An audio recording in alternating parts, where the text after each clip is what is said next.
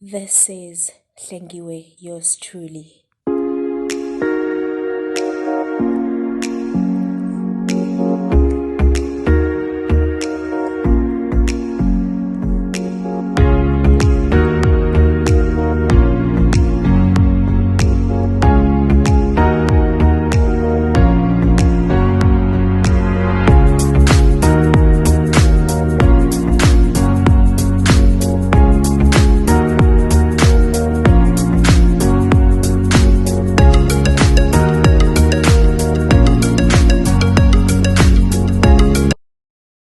Hey guys, what's up? My name is Hlengiwe Ndlazi and this is Hlengiwe, yours truly, my YouTube channel. Thank you so much for joining me today. If you are new here, please like, share, and subscribe. I always say it's free, so you might as well do it. Without wasting any more of your time, let's get into today's video. So guys, I have learned the value of silence, the value of not always responding, not always defending yourself. It's very important. Sometimes you just let it go and keep quiet, be silent. So, and this is what I'm going to talk about today. The topic is this: silence is the best answer for your enemies. So first of all, I want to say that today, in this day and age, people fight a lot on the internet. I don't know if you guys have noticed this. People go back and forth, like having tours, having is it tours? I think it's tours, right? TWARS. So they have tours. They try to defend themselves. People pick sides and all that. So it's just too much fighting. And notice how people always want the other person that is being attacked to respond, and when people attack you and you keep quiet, it creates this fear in them and this uncertainty, like they don't understand what you mean by being quiet, because people attack you because they want you to respond. Let's face it. I mean, think about it. Why would someone say something to you, attack you, and you keep quiet? They attack you because they expect you to say something. They accuse you because they want you to defend yourself, to say something, and then it's a back and forth dialogue, and it never ends. When has it ever ended well, where people just go back and forth attacking each other? It never ends well. So sometimes it's really, really important to just keep quiet. They say something, it's a lie, keep quiet. Why is it so hard for us to keep quiet? I don't know why, because if you're not in court, I mean, guys, we're not in court where you also have to take the stand and defend yourself. If you know that this is a situation where I honestly don't need to defend myself, it's redundant. Why are you defending yourself? So sometimes let people say what they want to say. Keep quiet. Do not respond. No matter how much they try to shake you or try to get a response out of you, keep quiet. I also want to say that people are able to rate you. They rate how big you are from what you say. It's like, okay, they attack you, right? And obviously they're waiting for you to respond. When you respond, they are able to strategize on what to do next because of what you said. So if you say something and they feel like weak, this person is weak, they attack you more, So don't even give them that door to actually access you because of what you said.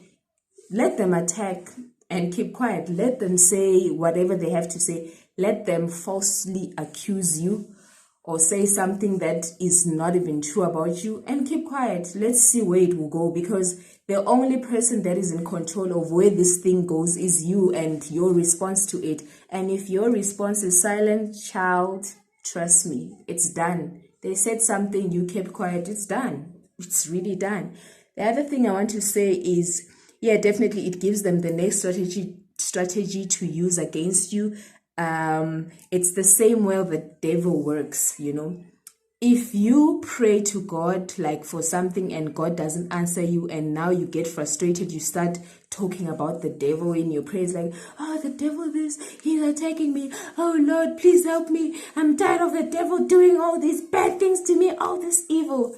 The devil likes that, right? Because the devil loves attention. The devil wants you to mention him in your prayers. So it's the same thing. These people, these false accusers, these people that are trying to get your response so they can attack you more, they use the same thing. They want your attention. So if you don't give it to them, you're silent. If you pray and you don't even mention the devil in your prayer, it's always very painful for him. Like, I'm really, really trying my best to bring down this person. And all he does in prayer is thank God for another day, being thankful and saying, God, help, give me the strength to hold on even now. It's like, he doesn't understand it. It's the same with people that attack you falsely. It's the same with people who accuse you falsely. It's the same thing with people that do things so that they can get their response, their joy out of you. They want that attention, that they want that response, and you need to be very careful to what you respond to. That's why I said that it's not a courtroom. You're not in court where you are obliged to take the stand and defend yourself. If it's normal life situations where people are just saying things that aren't true, people are just trying to get the most out of you by making you respond, by making you react, retaliate. Don't do it. Do not fall for it. The other thing I want to say is that, guys, if you are a believer, if you believe in God, just let it be. Let God take care of the situation. Let God take control. And trust me, where you stop, God starts. I will say it again. Where you stop and you're like, you know what, this is not true, this is a lie, whatever is being said right now, this attack, I don't understand it, but I'm letting it go. God, take control. That's where God begins. Remember that.